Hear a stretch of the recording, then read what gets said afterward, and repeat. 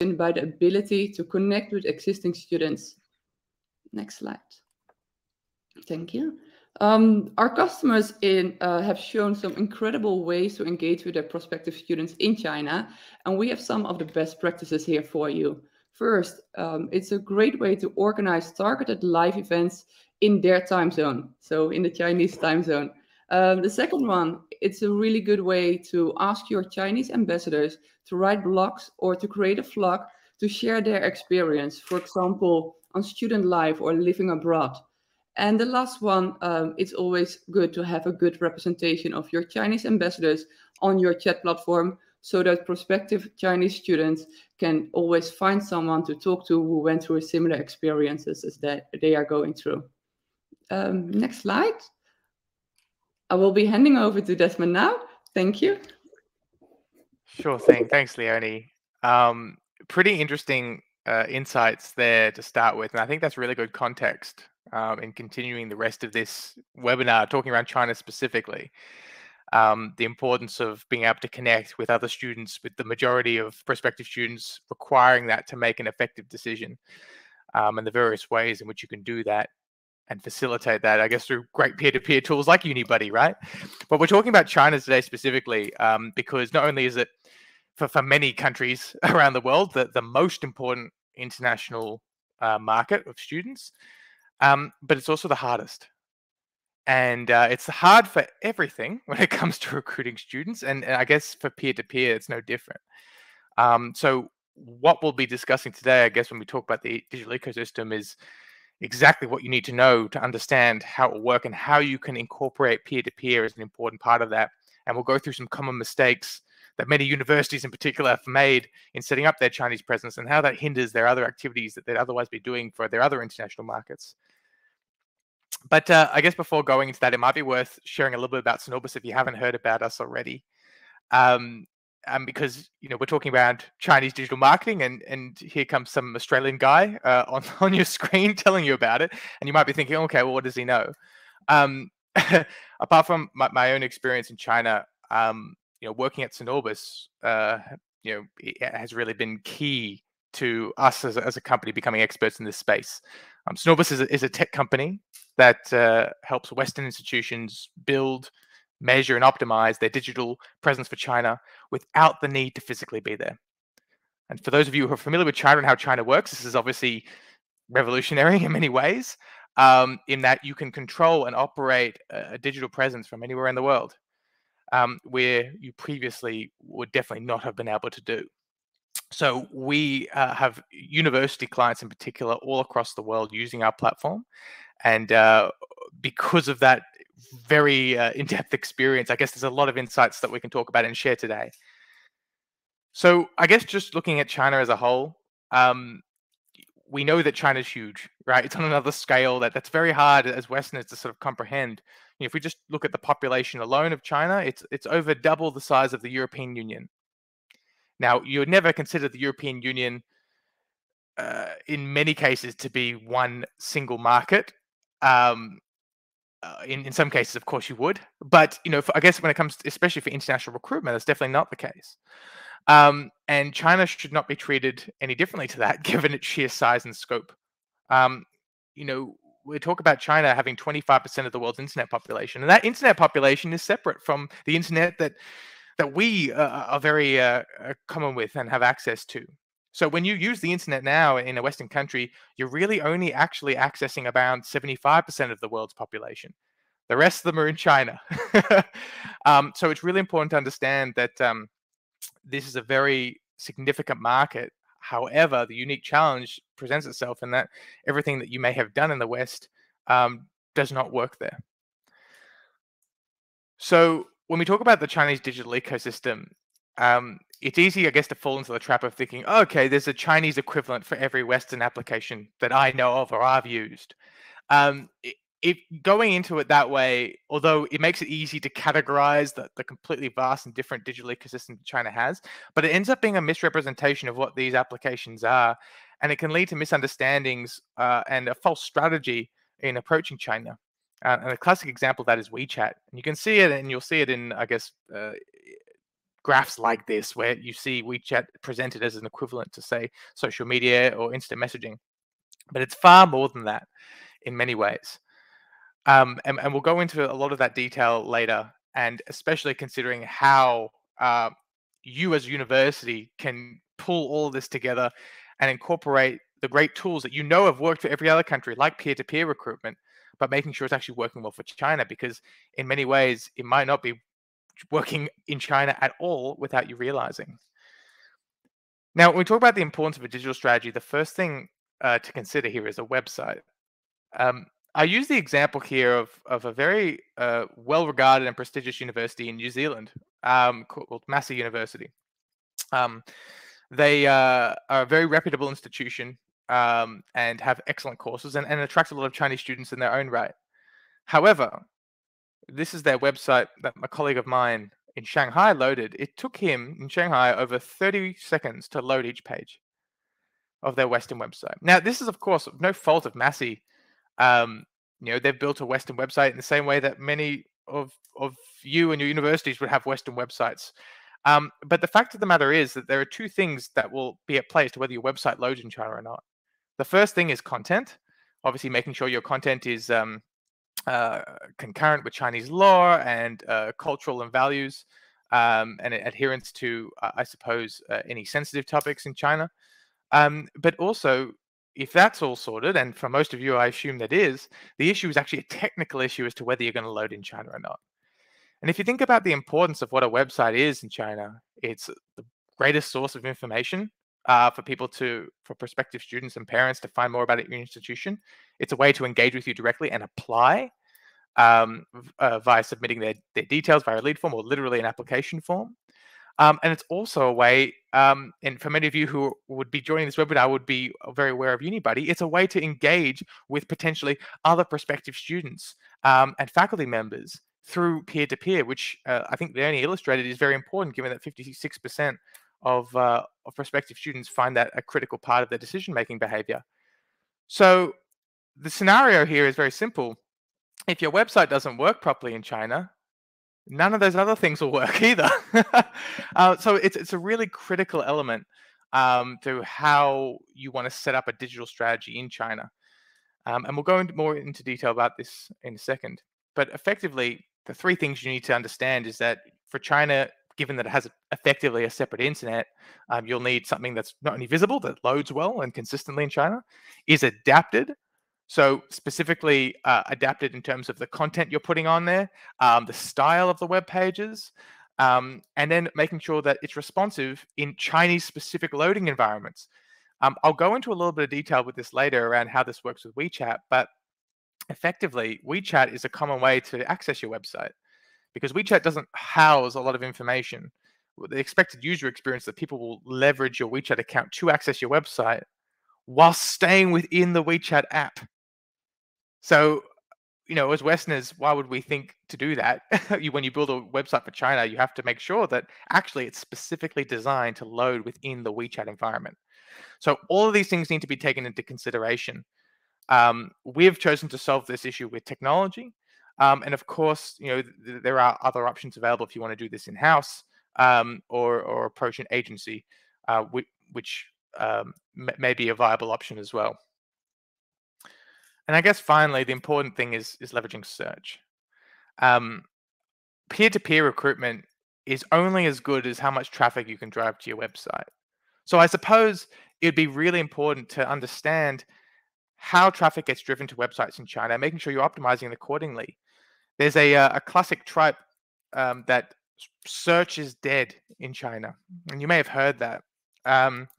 It's an interesting way of talking about around how search gets used, because and there's an element of truth to that in that search is far more fragmented in China than it is in the West. Not only do you have multiple major search engines in China, right? The Baidu, the most common one, only has 60% market share as opposed to over 95% for Google in the West. But also people are using other applications to search for specific topics and engage with brands and companies, namely through WeChat or Douyin, which is a TikTok in China. So it's important to understand that. So there is an element of truth. However, China is a big market, as we discussed. Baidu still has 665 million active mobile users. So by neglecting search, you're neglecting such a key segment of your potential audience of prospective students and parents. I'll touch on this a little bit later, but we know that in China, about 31% of prospective students start their decision-making journey, their research, 2 years prior to admission. So what's the first thing that we're going to do in that 2 years? Well, likely start with a search of top institutions to study in the UK or Australia or in Germany or wherever it is that they're sort of thinking at that point in time. And if you're able to come up that early in the decision-making process, it puts you in a significant advantage, especially if you've got great tools for retention and engagement, like Unibuddy, for them to engage with you in a more meaningful way once they land on your website. So I spent a little bit of time on this slide. I guess I just really wanted to articulate that point that the more traffic you can drive to your website, the better your conversions are going to be and the better you'll be able to recruit from China. And so all of these sources to convert should not be neglected. But that's a nice segue into common mistakes. As I mentioned, we speak with lots of universities around the world. We've got universities in many different countries as clients. And we've seen a lot of what's been set up in the past. And a lot of it's troublesome, right? Before Synovus came around, I guess the only way you could be visible in China is if you had a physical presence in China with a domestic entity and a corresponding ICP license. And for many institutions, that's definitely out of the question. It's too expensive. And not only that, the long-term investment is hard to justify immediately. So the other alternative historically is to approach an agency in China to build and manage everything for you. With that, there's the obvious issues of transparency and control. And in many cases, ownership, where the universities didn't even own their assets in China, and they didn't know. This, of course, is an existential threat. And of course, there comes the further issue of if you want to be adding in extra plugins and capabilities, and again, I'll use Unibuddy as a great example of this, being able to have control of your website is critical to enacting these improvements and adjustments. And if it's outsourced entirely, the performance of your potentially most important international market is outsourced. And this, of course, is untenable for many institutions, although they didn't think they had another way. So that's why we built our platform. And so we've had an immeasurable amount of conversations around this. And so we've seen what's been set up in the past to a great degree. And so I've put together, I guess, a top 4 common mistakes that we've seen and how you can avoid them. The first thing is, like I mentioned, is making sure you own your assets. Now, this is an example of a real university, and I've blocked out their name there, an English university, and you can see there down the account entity. It's a company in Shanghai that owns their WeChat account. And this is the agency that they used. They thought the agency would create their WeChat account for them and manage it and translate all of their content and pass it along. But the issue with that is, and they didn't know, is that the Shanghai office will then literally own the WeChat account. So if they wanted to move away from the agency for whatever reason, they lose their most important asset. So this is really important that as a university, you own the keys to your most important channels in your most important market, mind you. And not to mention the transparency issues, right? A lot of these universities are relying on periodic reporting, say getting reports monthly or quarterly. In which case, you can only get reports and then take action up to 12 times a year. And that level of flexibility is not conducive to productive performance. And of course, this is what I bring it down to one simple question. Would you allow this for your Western assets? If you could only make 12 changes a year to your strategy on your social media in the West, would that be acceptable? And 9 times out of 10, the answer is, of course not.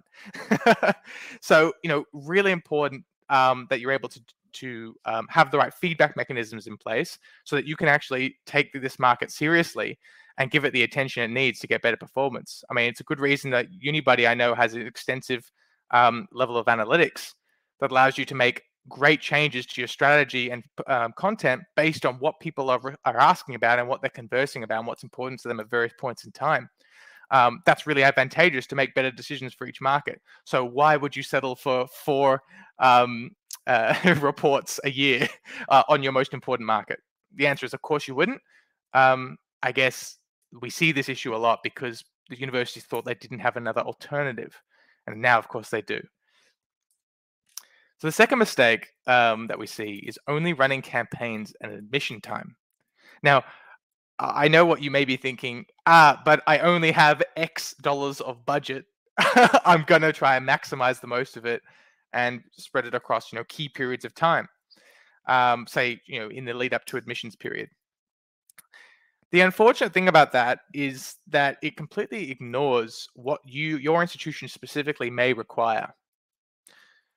I'll give you a good example of this. This is the basic outline of the consumer or student journey, and the various different types of channels that might be appropriate at different points in time based on what they're doing. So, for example, they may be doing a search for you initially once they're interested in taking a chance to study, which would, of course, lead them to your website, which would, of course, then be you'd be able to engage further through a peer-to-peer tool like Unibuddy. But their decision is not even going to be close to being made at that point because they have to consider other alternatives, which of course they'll be doing research on and speaking to their friends and family about, and maybe coming back once they've got more detailed questions and to ask, maybe specifically around course information or specifically around fees information for those specific courses that they'd really only have at the sort of intent stage rather than back towards the interest stage. So with that in mind, and you can see here, I've added in different points in which your website may likely be accessed. These are points in time in which your peer-to-peer recruitment is going to shine. And so driving traffic to those assets at those particular points in time are incredibly valuable because it's going to increase your conversion later on. But if you're only running advertising campaigns at the evaluation stage, to an audience that may not have you in their consideration set at that point and who have done 2 years of research or may not even have heard of you, it's not going to be an effective use of that money. So ironically, in trying to conserve budget by having it in specific periods of time, you end up having a lot of ad waste by having the wrong message to the wrong audience at the wrong time. So obviously, having the data to understand where your audience is and how they're engaging with you is going to be critical to knowing when you should be running your campaigns. And I suppose in a combination of a tool like Unibuddy and the data you get with the Synovus platform, that would be readily available to you. And so it's much easier to be able to make those decisions rather than just thinking 2 weeks before application time, let's spend that media budget, because it's actually not productive.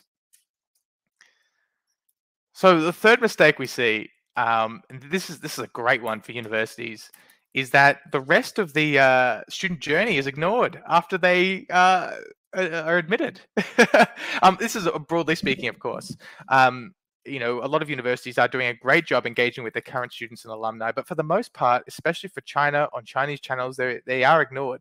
The university may go so far as to create a WhatsApp group tied to a personal WhatsApp account or WeChat group, rather, sorry, and communicate with their alumni there.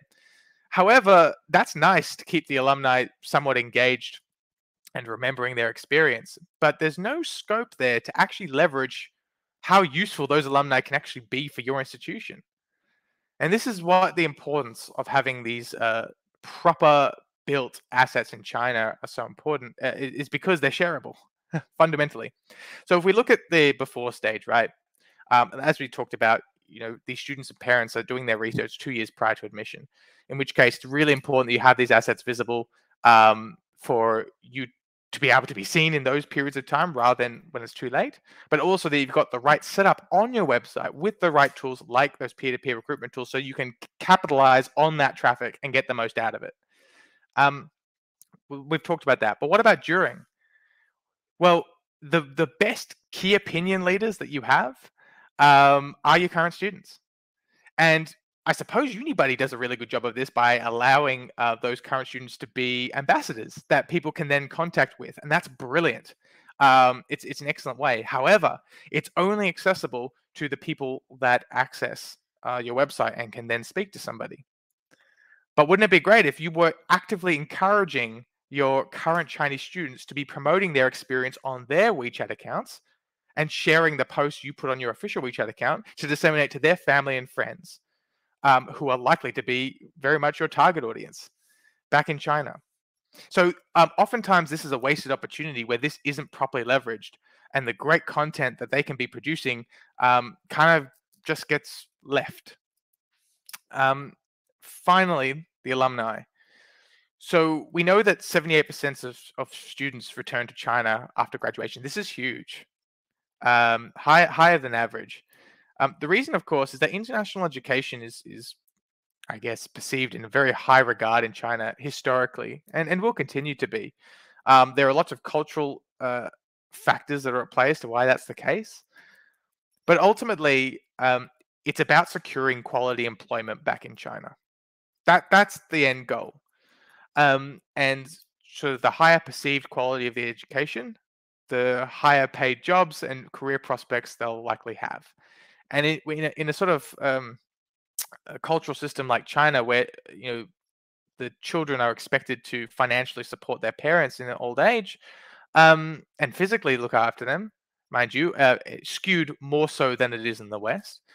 It's very important to have a high-paying job, not just so that you can support yourself, but so that you can support your family. So this cultural weight is quite strong in China, and that's where the motivation intrinsically comes from. But it's an incredible market that gets missed out on, because you may have a lot of alumni that you're not engaging with and allowing them to proactively promote you in China, again, to their family and friends, who, again, are likely to be your target audience. Maybe at that point, not for undergraduate education, but for postgraduate. And those students themselves, potentially great for postgraduate education.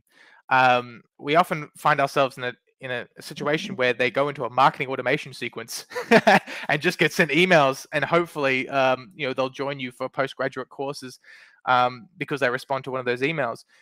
Firstly, email barely gets used in China for these things, so it wouldn't even be seen. But secondly, it's not actually catering to the Chinese specific audience and engaging them in a way that's meaningful for them, that would drive them back. And so leveraging these Chinese channels properly will be key to improving your conversion on your alumni, for potentially allowing them for further study with you, therefore increasing the value of recruiting them in the first place. So all of this ties together, and it really comes into just making sure you've got a good strategy that touches on all the different parts of the consumer journey, and in this case, the recruitment journey. And the final mistake, I've touched on this is a great one, is how WeChat and the website combine. And Leonie, you might be able to shed some light on this. I'm not sure if in the discussions that people talk about peer-to-peer recruitment, they think, but for China, there's WeChat, and people like talking on WeChat, therefore I don't need peer-to-peer recruitment. Does that ever come up at all? To be honest, I haven't heard that. I think most of our universities focus on the peer-to-peer platform from Unibuddy. So I haven't really heard that. No, so I don't know if that answers your question. Oh, good. Yeah. Well, that's great. That's really good to understand. Because while WeChat is a good way for people to engage with the university directly, it will be used for those ticky-tack questions. What courses do you have? How much are your fees? Can I navigate to your website, or show me this page or that page? And it'll be expected as part of the user experience that when they ask these questions, there'll be automated responses available to them with links to your website, and of which we've discussed when they navigate to them, they stay within the WeChat app. So in this case, firstly, website and WeChat are not mutually exclusive. They actually work quite well together. Likewise, you can see here in the diagram, the menu system that WeChat has and how it would be navigated. It would be expected as part of the user experience that those subheadings in the menu link into your website. But I suppose what's really key is, and again, going back to that data point you mentioned, Leonie, around 56% of students wanting to speak with a current student prior to making a decision. And that is that speaking to the university is not quite enough. And so WeChat, while it is incredibly important, if it can be paired in with all of your other efforts, that's where you have a really compelling engagement with Chinese students that's relevant to them, because they're on their WeChat account, they're looking for more information. They then naturally go to your website, and then of course your peer-to-peer network is ready to there and ready to meet them and talk and engage further with them, where they can ask deeper questions around what's life really like on campus. What does campus security feel like to you? Or do you feel safe? What's life like in this particular city? Can you actually do XYZ that they heard about?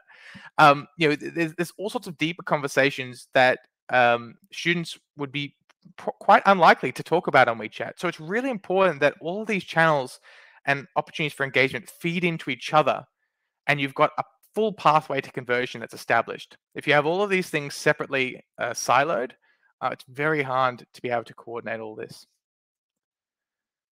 So I guess in summary, if I was going to leave you guys with sort of some parting words here, it'd be making sure that the systems that you have for China allow you to properly create an environment that allows that a high level of engagement. If you're unsure around your particular assets for China, you're unsure about, do they really load in time? I kind of heard maybe they did, but I've not seen it load in China myself.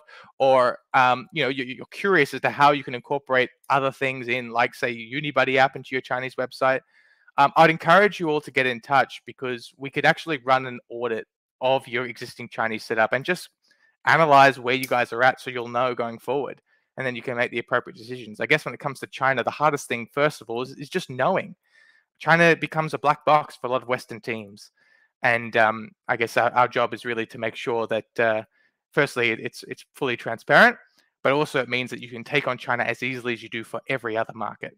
And if it involves using things like Unibuddy, which is an excellent tool for your peer-to-peer recruitment, well, you want to be able to leverage that in China properly, rather than having it hosted on a Western website that in turn won't load in China at all. So all of these things need to work together. But happy to go on to any questions. Leonie, I believe we're going to open up to a Q&A session at the end. Is that right? Yes, definitely. Cool. Thank you so much for sharing. It's really great to hear more and to understand the Chinese digital ecosystem better. Personally, I did learn a lot here, so thank you for that. I think also for a lot of our universities, it's great to get a better understanding in how to position yourself as a university when you are targeting prospects in China. So I think it might be good indeed to open the floor for any questions. So if there are any questions, please let us know in the chat, and we can answer them.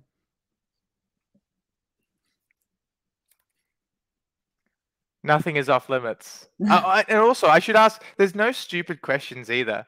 Something very basic can often go unnoticed when it comes to China because of how difficult it is.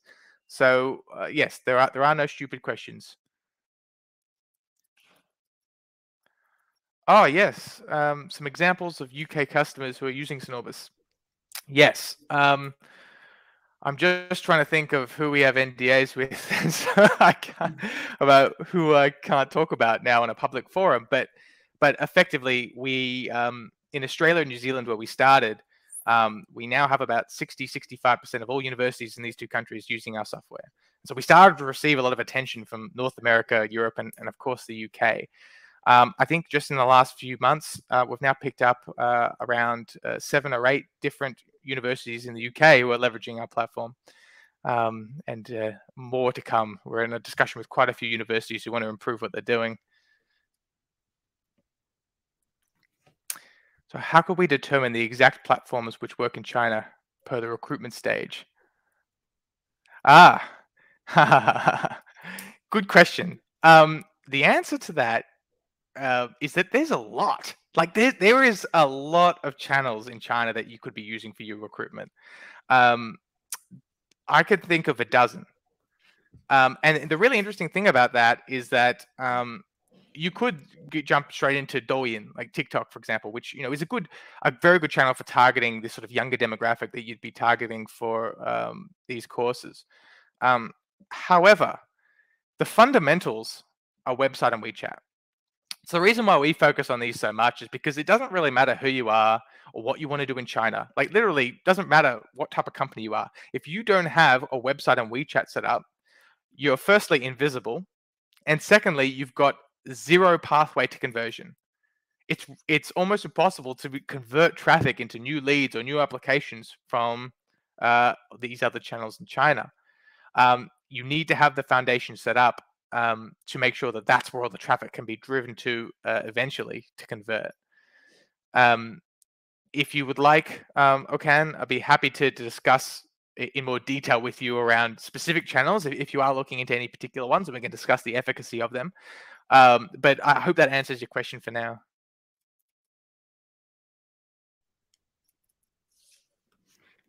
Let's see. Great. 1,000 questions. That's always good. My university has not really started engaging China as far as communication online social media. Where should one start?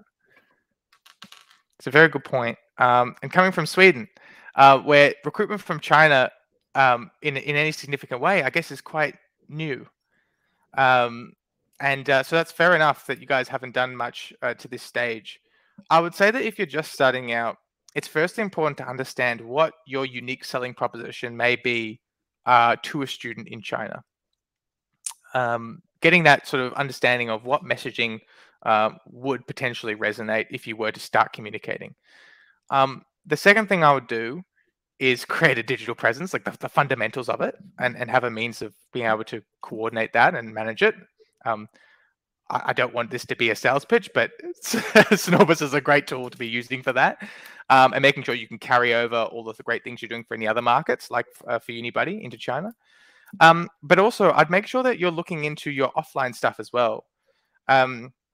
Using recruiters in China can be helpful to a degree, especially if you're backing them with your own communication channels and promoting messages in China, because otherwise you're wholly reliant on the recruiters for anything in China, and every engagement in the whole country goes through them exclusively. So partnerships with other universities in China can be very helpful for this as well. It also improves your image in China as a reputable institution that has these great connections. I'd probably start with that. And then making sure these fundamentals are set up properly, so that when you are going for any major event, when borders open up, you can start going over there, maybe for a physical event. You're actually able to have a means of converting that traffic and getting value from your efforts, because it's really important. Otherwise, a lot of your engagements may go to waste. Next question. Any advice for improving the organic traffic of our Chinese website? Yes. So much. Well, it's such a broad question, actually. I know it's if the same question is, how do you improve your organic traffic on your Western site? The answer is the same. I can give you a couple of really cool examples, though. So obviously it comes into the content you create. I get asked a lot, and this is a good question maybe for people on this call. They're thinking, okay, I'm going to create a Chinese website, but wait a minute. I want the people who come to my university to have a high level of English proficiency. If the website's all in Chinese, maybe that won't quite get communicated well.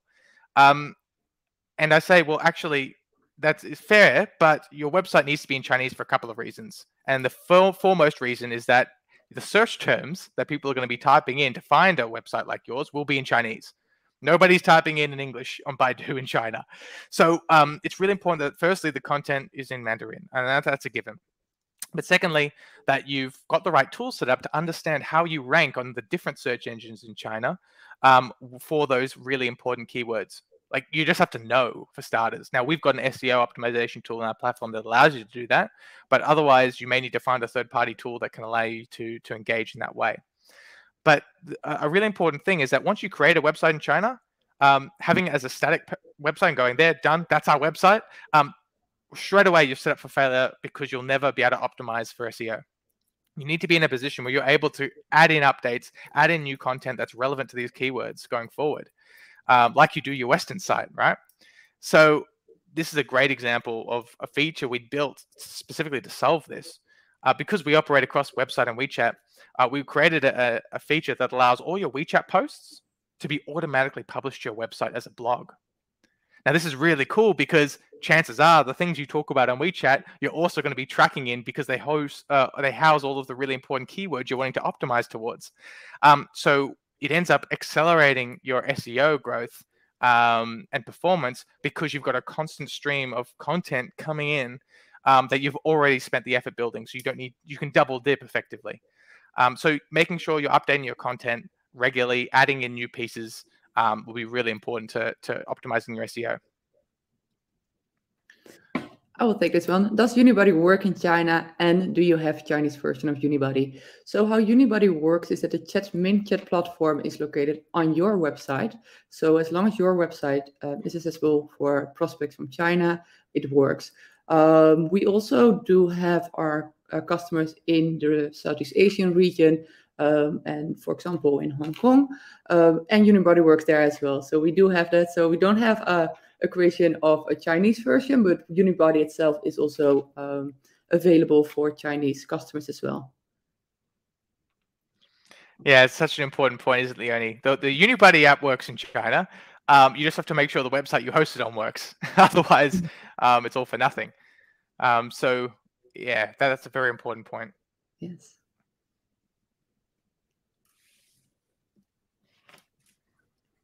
Awesome. Let me If see. there's any others? Oh, yeah, is there any more questions? Please feel free to ask them.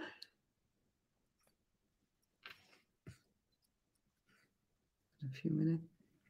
These questions have all been really good, by the way. They touch on a lot of those really key issues that when you're building a presence in China, like what the thought process is even. Because, even the best marketing degrees in the West at the moment don't touch on the Chinese marketing system and digital space. It really is walled off. And so, coming from a point of ignorance and taking on this, what is like a whole new world, it's important to understand these foundational concerns that you can then build on. Because once you understand the basics of what it takes to load in China and what's important, then everything's just a regular marketing exercise. All those principles are all the same. You've got a target audience, you want to have a specific message that resonates with that target audience, and you want to be able to promote yourselves leveraging technologies that will actually enable you to do so. All that is exactly the same. China doesn't have to be scary in that regard. You got to make sure you've got the right tools to be visible in the first place.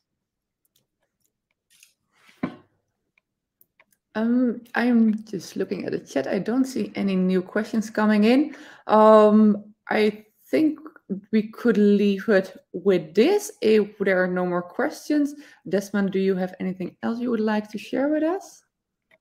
I guess I'd just say that if you do have questions but didn't want to put it in here, be happy to answer them at a later stage. If you want to get in contact with Leonie or myself personally, you absolutely can. I don't mind just putting in my email here if you want to send me an email.